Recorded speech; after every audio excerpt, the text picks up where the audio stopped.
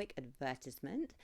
This podcast is all about finding food freedom, and for many of you, that means freedom from binge eating. If you've been struggling to keep certain trigger foods around the house because you're afraid that you'd finish them all in one sitting, if you feel like every day is a battle against your cravings, if you can't be trusted around certain foods, then there's a good chance you've been told the lie that if you could have more willpower, you'd stop binge eating.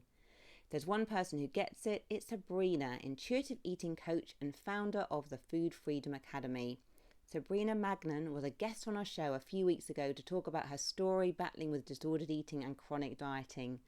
She knows the loneliness, shame and isolation that come along with struggles with binge eating, something that she battled for years of her life.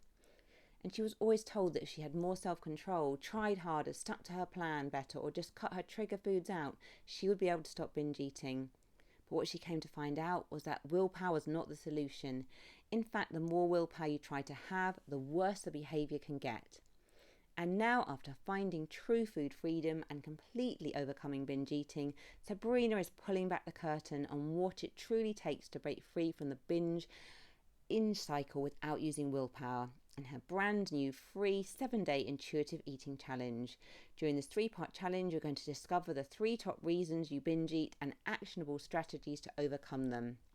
Imagine feeling at peace around food, eating your favourite foods without fear of losing control, regaining your confidence and no longer letting food control your life. Join a community of like-minded individuals who understand your struggles, led by an expert coach who's been where you are and knows the path to freedom. You deserve more than quick fixes and band-aid solutions. This free challenge will give you the tools and guidance to overcome the root causes of your binge eating. Sabrina's challenges are known to be truly life-changing, and this is her best one yet. To sign up, you can go to the link in our show notes or head to the link www.sabrinamagnan.com/binge challenge. Link in the show notes. Hello and welcome to the Eating Disorder Therapist podcast. This is a podcast to help you find peace with food and overcome disordered eating. And I'm Harriet Frew, aka the Eating Disorder Therapist. And I'm so excited to share with you all kinds of stories, tips, information and guest interviews to help you on your journey in finding peace with food. So thank you so much for listening today. So today I want to talk all about being an empath. And I'm going to talk about 7 signs which may indicate that you could be an empath, and also how to survive in the world when you are an empath, because sometimes it can be a bit overstimulating and overwhelming, because if you're an empath, you tend to feel the feels very deeply. So let's dive in. So Judith Orloff, MD, a pioneer in the field, describes empaths as those who absorb the world's joys and stresses like emotional sponges. And an empath may also be described as a person who is highly attuned to the energies and emotions of those around them. So if you're an empath and you're listening to this, if you walk into a room, you can probably pick up how people are feeling. You can probably feel if people are feeling anxious or sad or angry or joyful. You can kind of get that sense, even if people aren't actually expressing themselves through their words. And empaths are said to feel what others are feeling so deeply that they absorb or take on the emotions themselves, and this can often be at the expense of their own emotional well-being. So again, you might really relate to this. If you're around someone else who is feeling very anxious or very sad or very angry, you might find yourself feeling those emotions once you start to get into sort of dialogue with them, you taking those emotions on board, and then it's really hard to know kind of what is your emotion and what is that person's emotion. It all gets a bit tangled up. So when I'm talking about empaths as well, some of the traits that I might talk about here as well could also be relevant if you're a highly sensitive person, or also if you are neurodiverse. So I guess as well, you can be probably highly sensitive, an empath and neurodiverse, or you may be 1 or 2 out of the 3. And I guess I'm just saying it's all quite complex really. So take what is helpful for you from this and ignore what is not. And I suppose I just want to kind of say really that as with most things, it's not completely black and white, and there is some nuance in all of this. And sometimes we have to kind of like peel back those layers of the onion and understand what is personally relevant to us each as individuals. So I hope you'll find it thought-provoking though, and take what is relevant and helpful to you. So I am a bit of an empath myself, and I like to view being an empath as a bit of a superpower, as you can be very attuned to the people you care about. You're often a good communicator and very responsive, and you can be very sort of kind and considerate and thoughtful to your friends and family, because you can be very tuned in to perhaps what they're needing. And you might also feel that you have a sixth sense of intuition, a feeling as well when something is a bit off, and that can be a really great sort of sense to guide you. But I guess on the other hand, being an empath as well can be quite exhausting and overwhelming at times. The world can feel quite overstimulating. You can just feel like there's so many different feelings and things coming at you, and you're just like taking it all in, you're absorbing it like a sponge, and it can just feel like too much. So you might, as well as an empath, want to withdraw and hide to protect yourself from everything that you're being exposed to.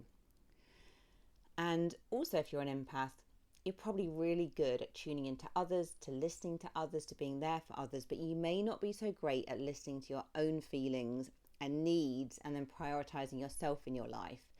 And I know this is something that I've struggled with quite a lot over the years, of sometimes just not really knowing where do I end with my feelings and where does someone else begin. And sometimes everything's got a bit kind of enmeshed and merged, and it's really hard to sometimes know, okay, well, where am I in all of this?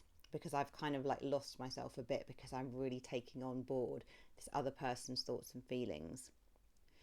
So I think as well, people with eating disorders are often empaths, and sometimes as well, I guess the negatives of being an empath can lead you possibly to cope with some of the feelings and thoughts through eating disorder behaviours, because of if your world feels overwhelming and out of control, you might want to try and control some of the intensity of those feelings by using food, using a focus on your body image to try and kind of feel better, and to sort of neutralise and get some escape from everything the world is throwing at you. So let's talk about 7 signs that you might be an empath, and then we'll move on to talk about how we can survive in the world as an empath and really look after ourselves. So, number 1, and maybe this sounds really obvious, but you have a lot of empathy as an empath. So as an empath, you have the ability to understand the experiences and feelings of others outside of your own perspective. So effectively, you can kind of stand in someone else's shoes and feel how they might be feeling, and perhaps even if you haven't experienced that yourself.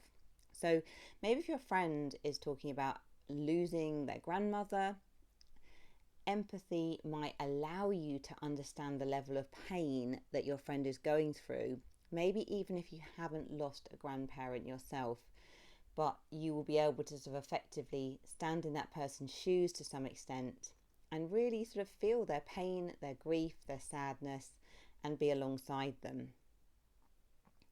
So as an empath as well, you do tend to feel things very intensely, and you can actually sense and feel emotions sometimes as if they're part of your own experience. So in other words, someone else's pain and happiness becomes your pain and unhappiness. And that can be quite tricky, because it can sometimes just feel too much. You can feel swamped with emotions that aren't your own, and it can be confusing and overwhelming and emotionally draining. Okay, number 2, closeness and intimacy sometimes can just feel too much. So if you're a natural empath, people will normally gravitate towards you to share their problems and worries. Your friends and family likely really appreciate you and value your ability to listen and hold space. Now, this can be exhausting. Now, I know myself that I love my friends and family, but I absolutely need emotional and physical space. And I can easily feel lost in relationships quite quickly if I don't carve out time to self-care, reconnect with myself, and have space to process my own thoughts and feelings. So I think that's really, really important. So empaths as well can often find frequent close contact difficult, and sometimes that can make romantic relationships challenging because the empath just really needs like time out and space to kind of recharge and fill up that emotional tank again. So it's really important to recognize as well as an empath that you might want to really connect and to develop a lasting partnership with someone. But spending too much time with someone could lead to stress, overwhelm, or worries about losing yourself in the relationship. So it's a very sort of common problem, but it's really helpful that if you're aware of this as well, you can think about carving out time and making sure that you are also expressing your needs in the relationship too. As an empath as well, you can also have a hard time not caring. So then you really get drawn into trying to fix or make things better, when actually that might be sort of too much. You're getting over involved and it's not really helping. So constantly giving can also bring compassion fatigue and burnout. So your emotional tank becomes drained to the bottom and you have no resources left for yourself or others. And I think this is when as well food can really step in as a way of coping, to escape, to numb, to give you some relief from all of that. And you might also notice sort of sensory overload or kind of frayed nerves, feeling from too much talking, too much kind of physical touch maybe. And then what can be tricky is, I think, then when you're trying to express your need for time alone, if that upsets your partner, you then feel really guilty, you absorb their feelings as well, and you become even more distressed. So sometimes it can feel hard to win. So number 3, you have very strong intuition. So you may have a strong sense of when something is off or when something just feels not right. You might not be able to explain with words or logical thought, but it's a very strong sense of feeling. So as an empath as well, you may put a lot of faith in your instincts when making decisions. And although others might sometimes consider you to be impulsive, you're actually trusting your intuition to guide you to the choice that feels right for you. Now, I know personally I rely on my intuition a lot for making important decisions, and some of my best decisions have been made by following my intuition, and some of my worst decisions have been made as well by not following it when I've tended to overthink things. Or particularly in the past, in my sort of people-pleasing days, I would ask the world around me to give me advice on what I should do, and I would completely be out of touch with my sense of self, my intuition, and my world and my decision making would be very led externally rather than really trusting that gut. And that was not helpful for me. So I think, again, obviously as an empath, sometimes you might want to be drawing on some rational decision making too, but often you have a very strong sense of being in touch with your intuition and knowing what's right for you. And I think the more you kind of flex that muscle of using your intuition and being able to kind of follow that little quiet voice, actually it becomes easier and easier and easier to do it, and you feel more and more off when you don't do it. Number 4, your environment impacts you greatly. So empaths may feel even more drawn to nature and remote areas, since natural environments provide a calming space to rest from all the overwhelm and sensation and everything that's out in the world. Some time in a peaceful setting, maybe it's watching a sunset or gardening or walking through like a sunlit wood, can all restore energy and bring contentment and peace. So conversely as well, you might not do so well in crowded places and you might feel overwhelmed and overstimulated. So you'll absorb negative or positive energy like a sponge. So I guess that can have, can be beneficial or can be really not so helpful for you. So for example, if you're in a home with constant arguments, that can be incredibly stressful for an empath. But then maybe when you're at a music concert, if it's music you really love and when you're with your friends and you're feeling in a great environment, you might feel very uplifted and joyful. But also as well, after a period of time, it might be too much and you might want to be at home in bed. So time for a short advertisement break. I know, again, we talk a lot about food freedom on this podcast and how important it is to take care of yourself mentally and physically as you learn to navigate a culture inundated with toxic messaging. One of the best ways to take care of yourself is through exercise. But I know it can be really hard to find an exercise program that isn't rooted in these toxic messages and doesn't feel triggering. Well, I recently met Katie, the owner of an amazing new exercise company called WeShape. And WeShape doesn't focus on calorie counting, tracking how much you work out, or making you feel bad about your body to get you motivated. Instead, they create a customized exercise routine for you that helps you connect with and care for your body rather than putting pressure on yourself to change it. They help you learn to set intentions that come from a place of self-care rather than self-judgment, and they support you every step of the way with an amazing community and live coaching so you can make exercise a self-care practice that helps you feel better in your body and about your body. Plus, they're giving listeners of the show the chance to try it out for 2 full weeks for free. Just head on over to www.weshape.com/freedom or check out the link in the show notes to get started today. Number five, if you're an empath, you have high sensitivity to sounds, smells, or sensations. So an empath's increased sensitivity often doesn't just link to emotions. So it could mean that you really don't like strong smells. Particular fragrances or odors could be really overwhelming. And also jarring sounds or physical sensations as well can really set you on edge. So maybe things like doors slamming or really loud music, or wearing prickly clothes that just feel really uncomfortable. So you might as well prefer to listen to media at low volumes or get your information by reading.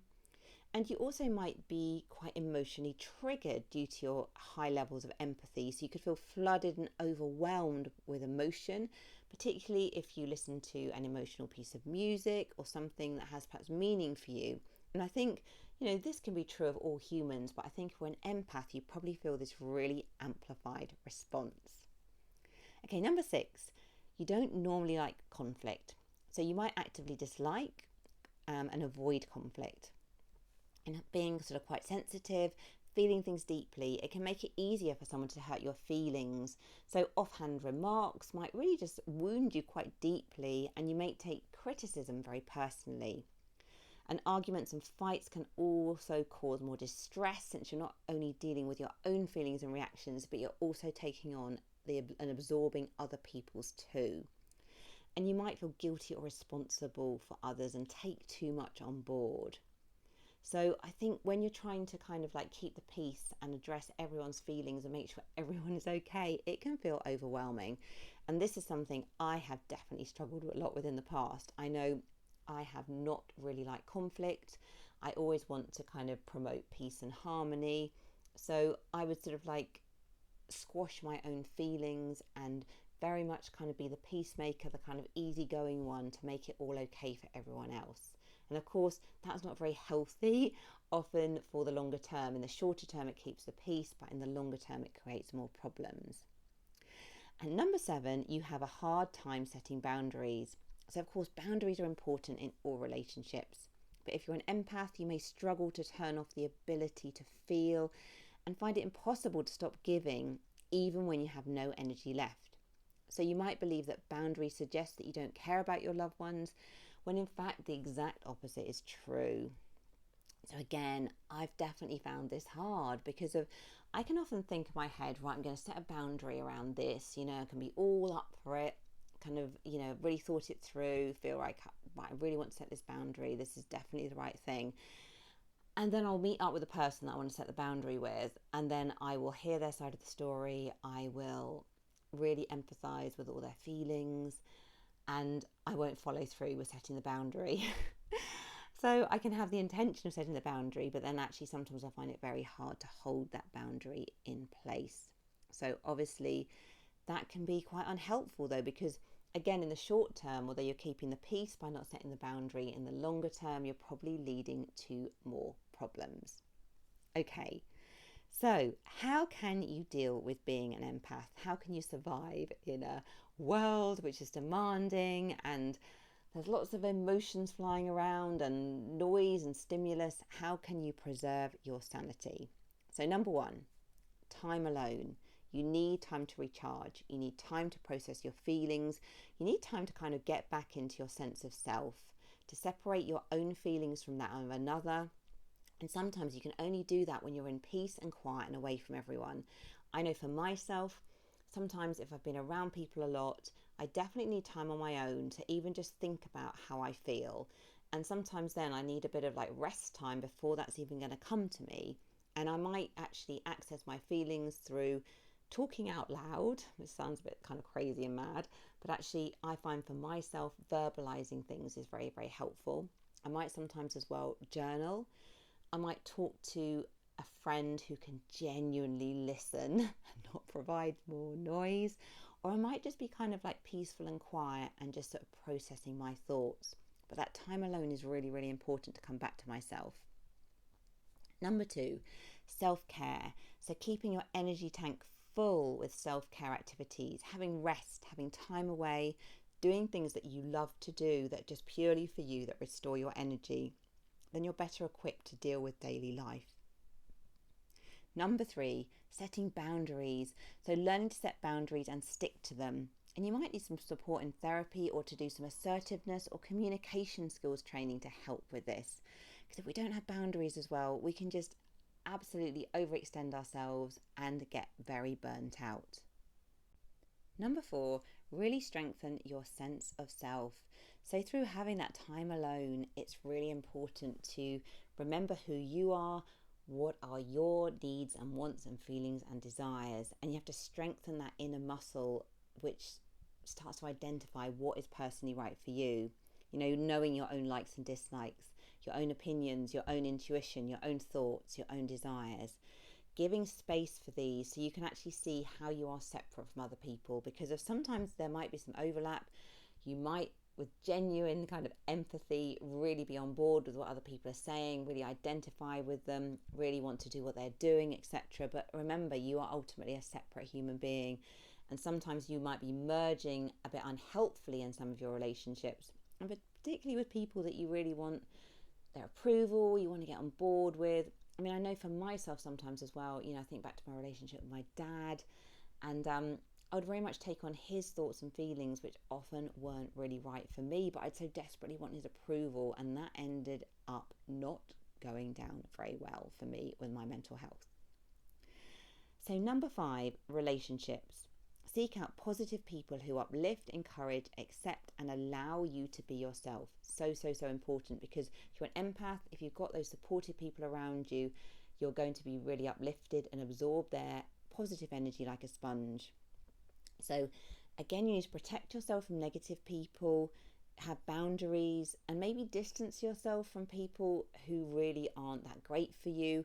And if you have to, you might have to remove someone, you know, who is a very negative influence on your life. Now, of course, you know, there might be some people in your life who you love, but who are quite negative, but you want to keep them in your life. You know, you don't want to just kind of cut them out, because they're people that are important to you. So I think, again, it's just really important to have boundaries, think about how much time you're spending with them, and just to really take care of yourself. Okay, so I hope this podcast has been a bit of food for thought. And you have enjoyed it. If you're not following me already on Instagram, do seek me out at the Eating Disorder Therapist _. You may want to join our online transformational event, which is Saturday, the 30th of September. Many different therapists coming together to talk about inspiring prevention of eating disorders and body image issues. Link is in the show notes if you're interested. If you enjoyed this podcast as well, I'd be so grateful if you'd follow, rate and review, as it helps it reach so many more listeners. Thank you so much for listening today, and I look forward to sharing another podcast episode with you very soon.